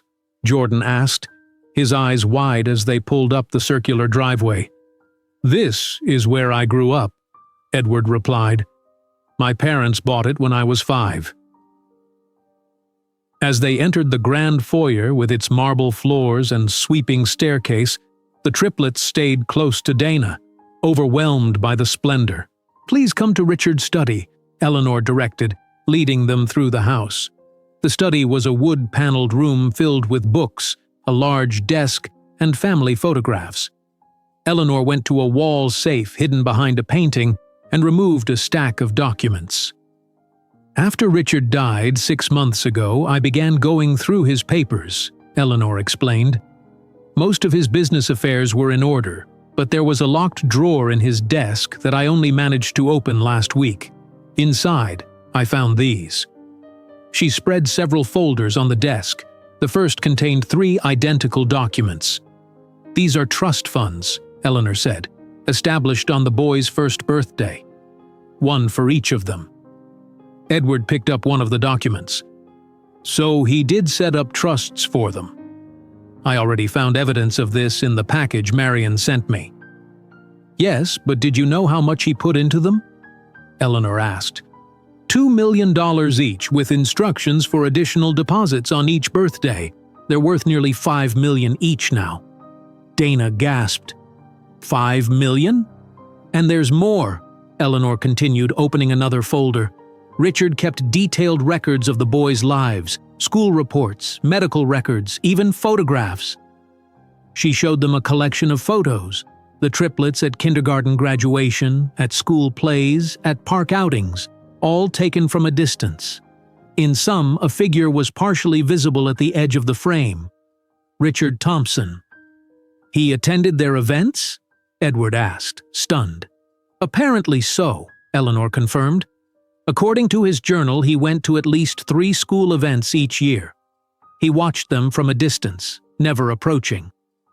"He knew about them all along," Dana said softly. "He watched my boys grow up while keeping them from their father." "I didn't know either," Eleanor said sadly. "Richard told me you had taken money to disappear, Dana, that you didn't want to be tied to our family. I would have welcomed grandchildren." Dana looked at the wealth surrounding them. "Would you really have welcomed a housekeeper's children into this family?" "Dana," Edward began. "No, it's a fair question," Eleanor interrupted. "The answer is yes. I always wanted more grandchildren. Richard was consumed by the business, by appearances. I was not." "But you never questioned him?" Dana pressed. "I did at first. He convinced me it was better this way. That was Richard's gift, making people believe he knew best." Eleanor looked truly regretful. "I should have pushed harder. I'm sorry." The triplets had been exploring the study, examining the books and objects on the shelves. Justin discovered a glass case containing scientific instruments. "What are these?" he asked. Eleanor joined him. "Those belonged to Richard's father, your great-grandfather. He was interested in astronomy. Those are his navigation tools." Justin studied them carefully. "They're precisely calibrated." Jordan had found the library section. There are so many books. "Richard was an avid reader," Eleanor told him. "I notice you are too." Jaden was examining the trust fund documents. "Does this mean we're rich now?" "Jaden!" Dana scolded. "It's okay," Eleanor smiled. "The money is in trust until you're 25, young man. But it will pay for any college you want to attend." Edward had moved to the window, staring out at the lake, trying to process everything. His father had known about his sons but kept them from him for 10 years, yet he had also provided for them financially and watched over them from a distance. "I don't understand him," Edward said finally. "Why do this? Why separate us but still watch over them?" "I found this," Eleanor said, handing him an envelope. "It might help explain." Inside was a letter addressed to Edward in Richard's handwriting. Edward read it aloud. Edward, if you're reading this, I'm gone, and you've discovered the truth about Dana and your sons. I separated you from them believing I was protecting the company and our family legacy. Dana was young, not from our world. I thought it would end badly. I was wrong. Watching your sons grow from a distance has been my penance. They are extraordinary boys, smart, kind, resilient. They have your curiosity and Dana's determination. I've provided for them financially, but they've missed something money can't buy: their father.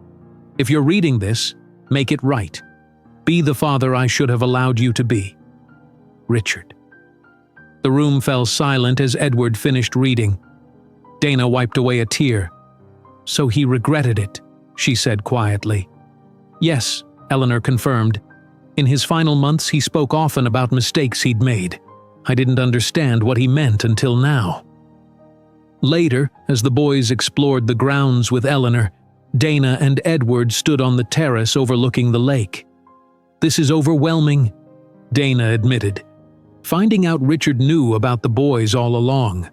The trust funds. This house. How do you feel about it? Edward asked. Angry that he separated us. Grateful he provided for the boys. Confused about why he would watch them from a distance but never step forward. Dana sighed. Mostly I feel sad for the time you lost with them. Edward nodded. I've been thinking about the future. Dana, I want us to be a real family. The boys could have so much more here. Space, opportunity, stability. You're suggesting we move in with you? Here? Or the penthouse? Wherever you'd be comfortable. I've missed 10 years with my sons. I don't want to miss any more. Dana looked troubled. Edward, we've only been back in each other's lives for a few weeks. The boys are just getting to know you. I've worked hard to maintain our independence. I understand, Edward said quickly. I don't want to push. But I want you to know that's what I hope for eventually. I need time, Dana said. We all do. This is a big adjustment. Edward took her hand. Take all the time you need. I'm not going anywhere. Inside the house, Jordan stood in the vast kitchen with Eleanor watching her prepare tea. Does our dad own this house now? He asked. Yes, Eleanor confirmed. It belongs to Edward now. It's nice, Jordan said, but it doesn't feel like home. Eleanor smiled gently. Home isn't about the size of the house, Jordan. It's about the people inside it. Did you like living here? Sometimes. Other times it felt very empty, especially after Edward went to college. Eleanor set down her teacup. Jordan, may I ask you something? The boy nodded. How do you feel about Edward, about your father? Jordan considered the question carefully. He's nice. He helps with homework and really listens. Mom seems happier when he's around. But what, dear? What if he disappears again? Mom was sad for a long time before. I don't want her to be sad again. Eleanor touched his shoulder gently. Your father isn't going anywhere this time, I promise. That evening, as they prepared to return to the city, Dana noticed Justin standing on the lawn looking up at the stars. What are you thinking about? She asked, joining him. Great-Grandpa Thompson studied the stars with those instruments in the study, Justin explained. Dad says I can use them if we visit again. Dana noted the easy way Justin said Dad now. Would you like that? Justin nodded. I've been calculating the statistical probability of all this happening. You meeting Dad, having triplets, us finding each other after 10 years. And what did you determine? The probability is extremely low, yet it happened anyway. Justin adjusted his glasses. Some outcomes defy statistical models. Dana smiled and hugged him. Sometimes the most unexpected things turn out to be the most important. As they drove back to Chicago, Edward noticed Dana looking thoughtful. What are you thinking? He asked quietly while the boys dozed in the back seat. About work, Dana replied. The employee relations policies I've been developing. Today showed me how important family is, but also how important it is for people to have fair workplaces. "The policy draft you sent is excellent," Edward told her. "I've approved implementation at all Thompson properties starting next month." "Really?" "Yes. Your ideas about creating advancement pathways for housekeeping staff, anti-discrimination training, and the confidential reporting system. They're exactly what the company needs." Dana looked out at the city lights appearing on the horizon. Maybe there's a way to balance everything, being a mother, building a career, and figuring out what we are to each other. "I believe there is," Edward said, "and we'll find it together." 6 months passed quickly. Spring turned to summer, then autumn brought golden leaves and cooler days. The Mitchell-Thompson family, as people now called them, settled into a new routine. Dana sat at her desk at Thompson Hotel Group headquarters reviewing employee survey results from all 57 hotels.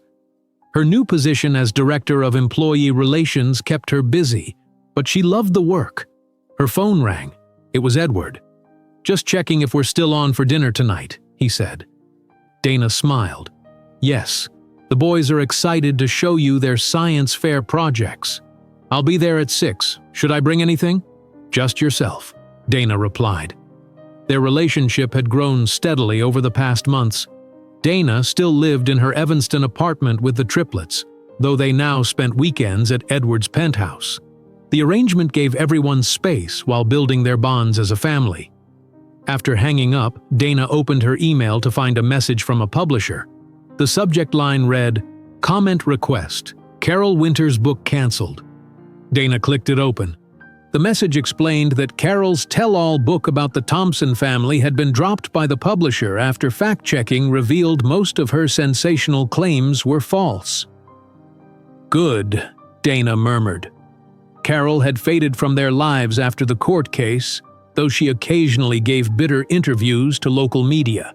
Without a platform for her accusations, perhaps she would finally move on. Dana's assistant knocked on her door.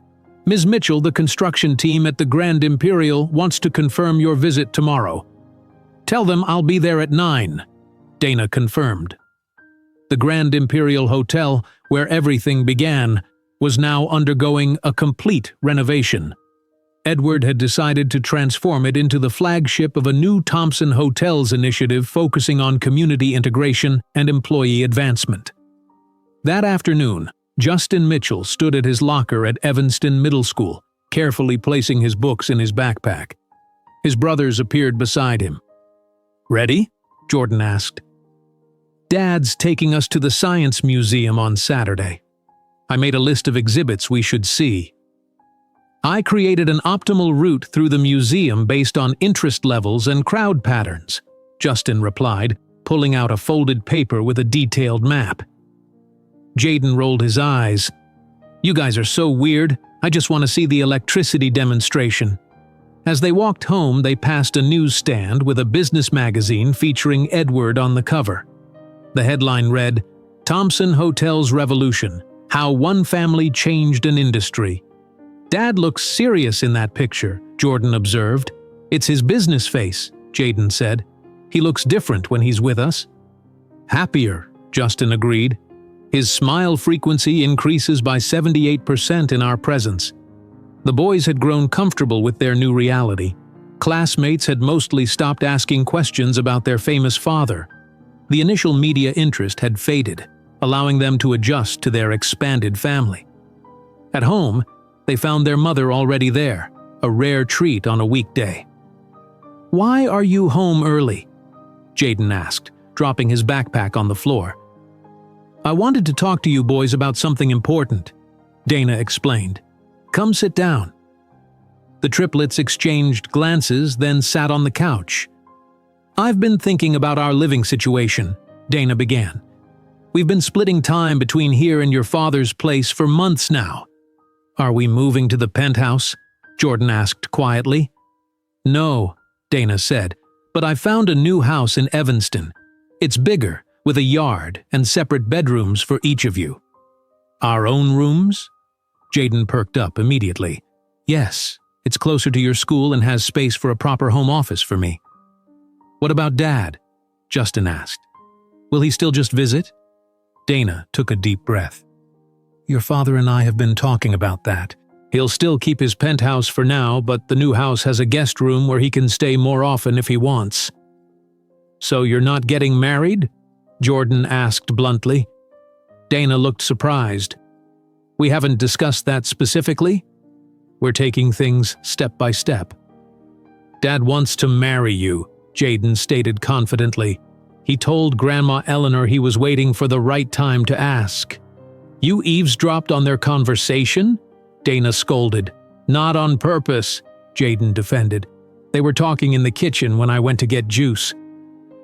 Dana shook her head, but couldn't help smiling. Let's focus on the house for now. Want to see pictures? At the Thompson Tower downtown, Edward sat with Rachel Cohen, reviewing plans for the annual charity gala scheduled for December 20th. The grand ballroom at the Palmer House is confirmed, Rachel reported. We expect 500 guests. And the foundation announcement? Edward asked. All prepared. The Mitchell-Thompson Family Foundation will be officially launched that evening, with the first scholarship recipients announced in January. Edward nodded with satisfaction. The foundation had been Dana's idea, creating scholarships for children of hotel employees, named after her grandmother who had raised her after foster care. There's one more thing, Edward said. I need your help with a personal matter that evening. Of course, Rachel replied. I'm going to propose to Dana at the gala, Edward said, opening his desk drawer to reveal a small velvet box. The boys are helping me plan it. Rachel smiled. Congratulations in advance. I'm sure she'll say yes. I hope so, Edward said. We've come a long way these past months, but I want her to know this is forever. 2 weeks later, Dana stood in the partially renovated lobby of the Grand Imperial Hotel discussing design changes with the project manager. The front desk will be lower, the manager explained, making conversations more comfortable between staff and guests. Good, Dana approved. And the employee areas? Completely redesigned as you requested. Larger break rooms, better facilities, and the new training center on the mezzanine level. Dana walked through the space, remembering that awful day when Carol had accused her of theft in this very lobby. Now, she was helping transform the hotel into something better. A familiar voice called her name. Dana? Is that you? She turned to see Mark Davis, the former head of security who had hidden Mrs. Calloway's bracelet under Carol's orders. Hello, Mark? Dana said cautiously. Mark looked uncomfortable. I heard you were overseeing the renovation. I wanted to apologize again for my part in what happened. I should have refused to go along with Carol's plan. Dana studied him. Yes, you should have. But you did testify truthfully in court. I've been working at the Thompson O'Hare property, Mark explained. The new ethics training program you implemented has been good.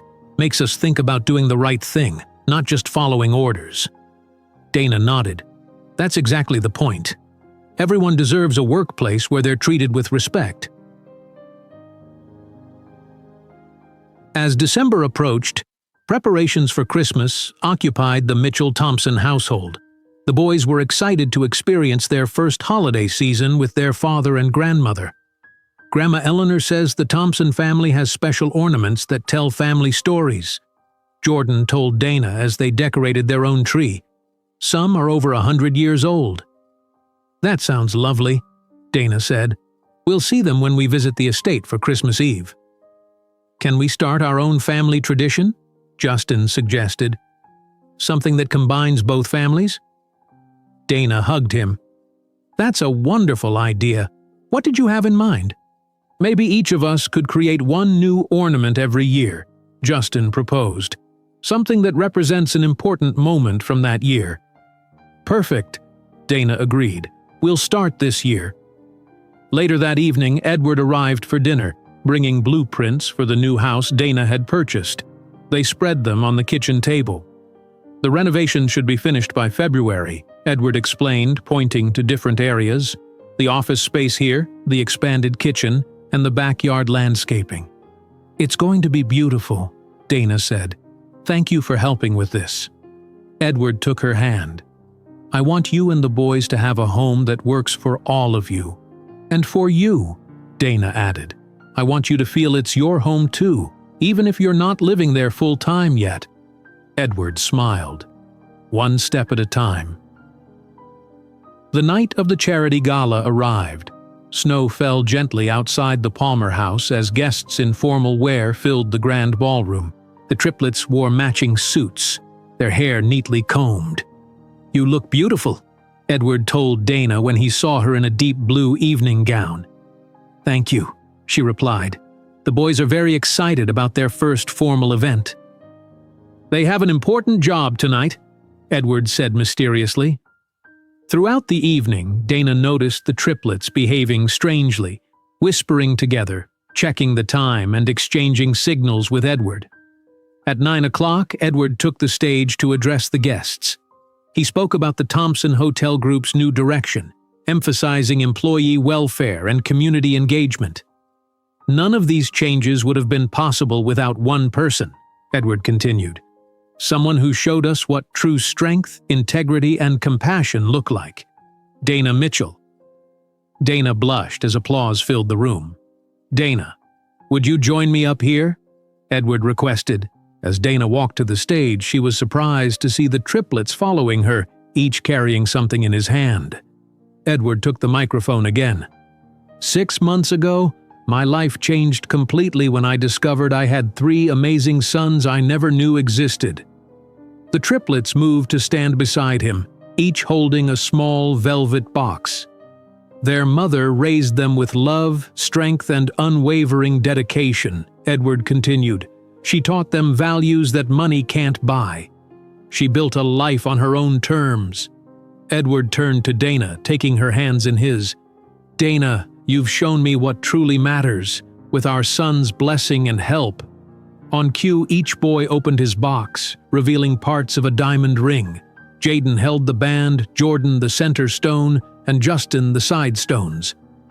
Edward assembled the pieces as he spoke. Will you marry me and make our family complete? Tears filled Dana's eyes as she looked from Edward to her sons, all watching hopefully. Yes, she said simply. Yes, I will. As Edward slipped the ring onto her finger, the ballroom erupted in applause. The triplets surrounded them in a group hug. Edward raised the microphone once more. I'd also like to announce the creation of the Mitchell-Thompson Family Foundation, dedicated to supporting children in foster care and single-parent families in the hospitality industry. Dana took the microphone, her composure regained. This foundation honors my grandmother, who taught me that true success comes from lifting others up. Our first scholarships will be awarded next month to children of hotel employees pursuing higher education. As the celebration continued, Dana and Edward danced slowly in the center of the ballroom. From housekeeping to the penthouse, Edward murmured. Quite a journey. Dana smiled up at him. The best part is we're just getting started. If you enjoyed today's video, I'm sure you'll love the next one. Don't waste time. Just click on the screen.